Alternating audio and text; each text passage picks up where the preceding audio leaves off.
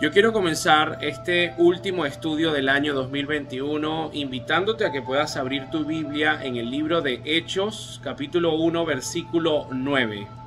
Y dice, habiendo dicho estas cosas, viéndolo ellos, fue alzado y le recibió una nube que le ocultó de sus ojos. Esta porción de la Biblia está hablando de la ascensión de Jesucristo. Jesucristo resucitó, pasó alrededor de 40 días con sus discípulos, compartiendo con ellos, pero ya ha llegado el momento de separarse físicamente. Y entonces es sumamente importante prestar atención al último mensaje que da Jesucristo en ese escenario. Dice el versículo 9, habiendo dicho estas cosas. ¿Qué cosas? Las que podemos encontrar del versículo 6 en adelante, Hechos 1:6, del 6 en adelante, y que son las que vamos a estudiar en esta oportunidad. Dice, entonces los que se habían reunido le preguntaron diciendo, Señor, ¿restaurarás el reino a Israel en este tiempo?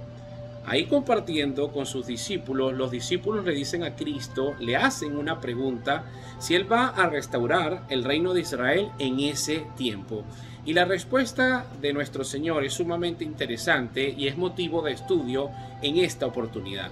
Y les dijo, no os toca a vosotros saber los tiempos o las sazones que el Padre puso en una sola potestad, pero recibiréis poder cuando haya venido sobre vosotros el Espíritu Santo, y me seréis testigos en Jerusalén, en toda Judea, en Samaria y hasta lo último de la tierra. Y habiendo dicho estas cosas, viéndolo ellos, fue alzado y le recibió una nube que le ocultó de sus ojos. En otras palabras, el Señor le está diciendo a sus discípulos que en vez de preocuparse, se ocuparan. En lugar de preocuparse por ese tiempo venidero, los discípulos se les dio una instrucción clara de testificar hasta lo último de la tierra. Si nosotros hilvanamos esta noticia o esta información que le dio el Señor a sus discípulos en ese tiempo con el tiempo actual, ¿cómo no vemos la cantidad de creyentes, hermanos en la fe, que están únicamente preocupados por la marca de la bestia, por la despoblación mundial, por la dictadura global, por todos los acontecimientos de la agenda globalista, y en todo esto se preocupan más y menos se ocupan? Y yo creo que aquí es sumamente oportuno que recordemos las últimas palabras del Señor antes de su ascensión, que en vez de nosotros estar preocupados por todo esto, nosotros podamos tener ese espíritu de obediencia para testificar. ¿Qué hace un testigo? Pues testifica, es obediente y dice la verdad, lo que va a compartir. Es impresionante la cantidad de hermanos en la fe que en este tiempo están debatiendo, perturbados, si se celebra o no se celebra la Navidad, si hago esto o no hago esto. Y todas estas situaciones lo único que muestra y evidencia es que no conocemos a Dios. Porque si nosotros conociéramos a Dios, sabemos que Dios es omnisciente y Él conoce nuestros corazones. Sabe cuáles son nuestras intenciones, el motivo de nuestras celebraciones. Dios ve nuestro corazón y Dios nos anima a estar ocupados en su obra y no preocupados. Tantas cuentas en redes sociales que están perdiendo tiempo, y lo digo con mucha tristeza, en debatir, en crear zozobra, en crear y generar más ansiedad, incluso mismos cristianos, y no están testificando lo que el Señor mandó a testificar. Ahora, volviendo a nuestra porción bíblica inicial, el versículo 8 dice, pero recibiréis poder. Esa palabra en el griego es dunamis. Y este no es el poder que vemos de superhéroes en las películas que pueden volar, que pueden teletransportarse, etcétera, etcétera. Este es un poder interior que viene desde adentro hacia afuera, pero que no es inherente nuestro. Ese es el dunamis, que nace desde adentro. cuando haya venido sobre vosotros el Espíritu Santo. Él es quien nos da ese poder. Luego que tenemos ese poder es que tenemos la capacidad de ser testigo. Pero nota lo que dice: en Jerusalén, en toda Judea, en Samaria y hasta lo último de la tierra. En esta porción nosotros observamos una onda expansiva: Jerusalén, Judea, Samaria y hasta lo último de la tierra, dando a entender en este contexto lo que era representado por Roma. Cristo dijo que serían testigos y esparcirían el evangelio. Lo único que el Señor no dijo es cómo se llevaría a cabo esto. Y aquí es sumamente interesante comprender esto, porque a nosotros no nos gusta sufrir. Pero nuestro maestro, la persona a la cual nosotros tenemos como el epítome de nuestra fe, si te haces llamar cristiano, él se le adjudicó el nombre o el pronombre de varón de dolores, experimentado en quebrantos. Y nuestro maestro, si nos hacemos llamar cristianos, pronunció estas palabras: acordaos de la palabra que yo os he dicho. El siervo no es más que su señor. Si a mí me han perseguido, también a vosotros os perseguirán. Si han guardado mi palabra, también guardarán la vuestra. Cristo promete persecución a todo aquel que le siga. Y en otra porción bíblica dice: el que no esté dispuesto a cargar su cruz no es digno de seguirle. Ahora, ¿cómo llevaron este evangelio desde Jerusalén a Judea, a Samaria y hasta Roma? En Hechos 8:1 lo responde el mismo Espíritu Santo cuando dice: y Saulo consentía en su muerte. ¿En la muerte de quién? Del primer Esteban, el primer mártir de la Escritura, Esteban. Lo apedrearon y Saulo consentía en su muerte. En aquel día hubo una gran persecución contra la iglesia que estaba en Jerusalén, y todos fueron esparcidos por las tierras de Judea y de Samaria, salvo los apóstoles. Y el libro de Hechos culmina con la llegada del evangelio a Roma, que lo puedes leer en Hechos 28:16. Cristo dijo que llevarían el evangelio de Jerusalén a Judea, a Samaria y hasta los confines de la tierra, pero no dijo cómo lo iban a llevar a cabo. Voy a poner un ejemplo que, como la gran mayoría de nosotros somos venezolanos, van a poder comprender. Imagina que en un pasado, que Dios hace unos años atrás dijo: yo voy a llevar la cultura venezolana a todos los continentes, que el mundo sepa qué es Venezuela. Y nosotros podríamos decir: qué chévere lo que está diciendo el Señor para nosotros, que el mundo nos va a conocer nuestro gentilicio, nuestra idiosincrasia. Pero Dios no nos dijo cómo lo iba a hacer. Y nosotros, que conocemos la historia de nuestro país, empezamos a ver, basados en un ejemplo, en una hipótesis, que la forma a través de la cual el mundo conoció de la idiosincrasia venezolana fue a través de una dictadura que trajo como consecuencia migraciones masivas, personas que se desgarraban los pies caminando por las fronteras con la búsqueda de un mejor futuro. Lo mismo, este ejemplo que yo te acabo de dar, que es real de nuestra historia, es lo que le pasó a estos discípulos.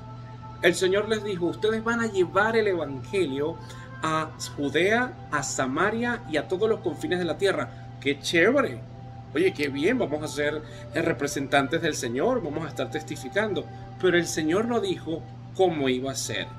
Y el método que Él dispuso fue la persecución. Así lo dispuso Dios. Y cuando leemos sus palabras, una de las promesas que Él da a sus creyentes, a sus discípulos, es la persecución. Y aquí nosotros podemos recordar y reconocer que no está mal sentir miedo cuando nosotros aceptamos que el miedo es una reacción natural del ser humano que busca de cuidar su preservación. El conflicto está cuando el miedo se convierte, se transforma en tu Señor, que es el que te impulsa a tomar decisiones, que es el que te detiene o el que te incentiva a huir. Yo en este último tiempo he podido conversar, he podido escuchar historias y he podido leer por referencia muchísimos hermanos nuestros, paisanos venezolanos, que pasaron alrededor de 16 días caminando para llegar a Chile, huyendo de lo que está pasando en nuestro país. Y así podemos ver muchos que llegaron a Perú, a México, a Argentina, a Colombia, Estados Unidos, etc. Y estas decisiones de emigrar de Venezuela la tomaron gobernados por el miedo. Algunos de ellos han conversado con nosotros y confiesan que fue el miedo lo que impuso que ellos huyeran.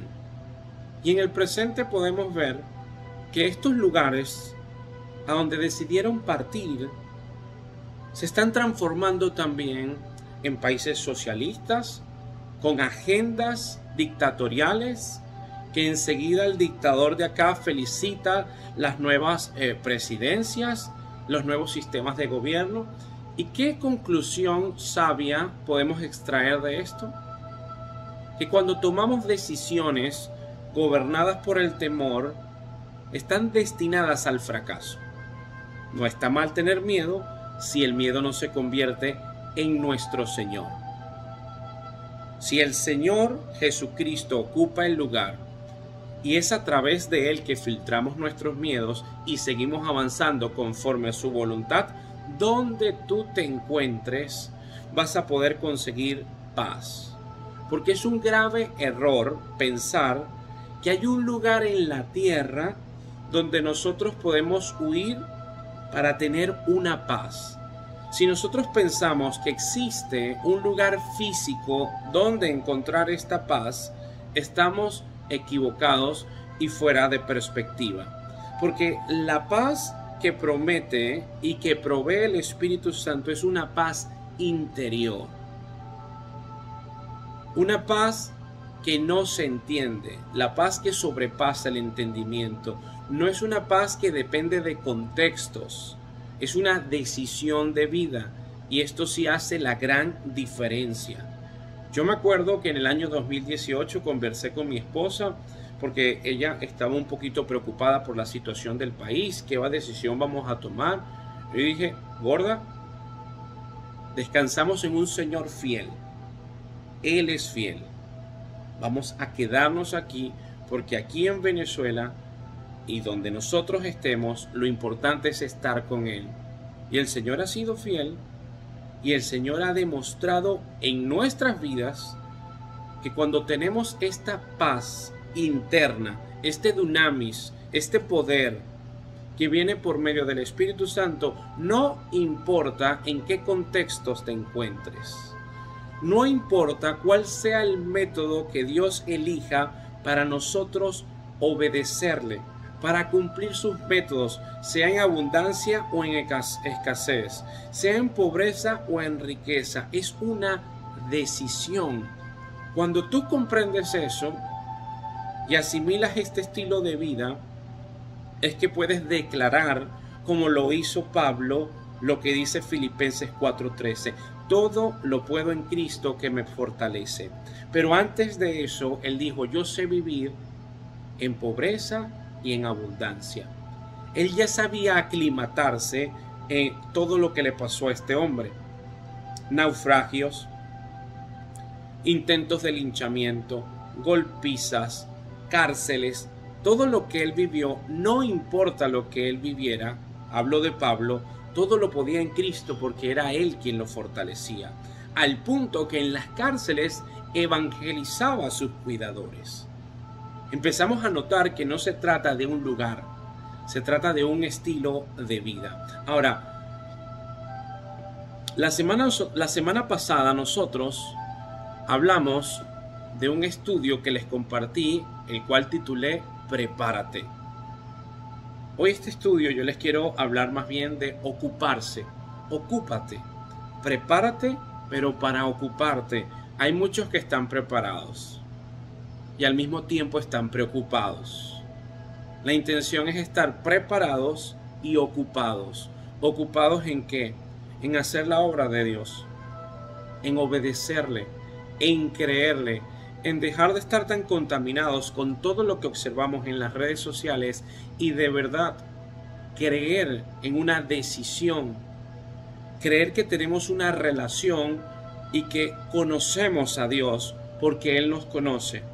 Y lo poco que Él nos mostró en su infinita misericordia a través de la Escritura, que sea suficiente para nosotros reconocer que creemos en un Dios fiel, en un Dios que muchas veces permite que atravesemos situaciones difíciles, pero que nosotros tenemos que reflexionar si estas situaciones que atravesamos son el producto de nuestra propia irresponsabilidad, de nuestro exceso de trabajo, de nuestro afán, o simplemente es una decisión, un método que Dios implementó para nosotros seguir fortaleciéndonos, seguir creciendo en conocimiento verdadero, seguir creciendo en amor, en paz.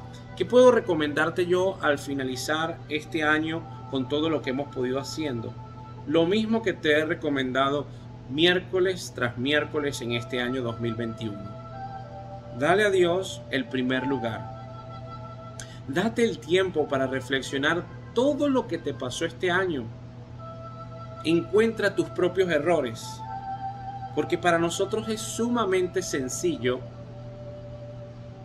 intentar arreglarle la vida a un tercero, ver los errores del tercero, los pecados del tercero, las incompetencias del tercero, pero ¿cómo nos cuesta que seamos nosotros mismos interpelados? Que seamos nosotros mismos sentados en el banquillo y que sea la Escritura la que empiece a penetrarnos, a discernir nuestros pensamientos, nuestras palabras. ¿Cuántas veces honraste a Dios? ¿Cuántas veces le diste la espalda? ¿Cuántas veces tomaste decisiones sin involucrar al Señor? ¿Cuántas veces fracasaste por esto? Hay que ser honestos y hay que reconocer que los caminos de Dios no son nuestros caminos. Que muchas veces cuando nosotros decimos yo sé lo que Dios está haciendo, no tenemos ni idea de lo que Él está haciendo. Por eso tenemos que conocer cada día más su Escritura. Yo quiero finalmente decirte que el año 2022 tú puedes conseguir más paz, tú puedes tener una mayor relación con Dios si estás ocupado en los asuntos de Dios. Si estás determinado y tomaste una decisión clara de conocer al Señor, de caminar con Él, de involucrarle, de reconocer que todos los días necesitamos arrepentirnos, creer en su Evangelio, ocuparnos en ser testimonios vivientes, en testificar de que Él es Dios, de que Él existe y que separados de Él nada podemos hacer.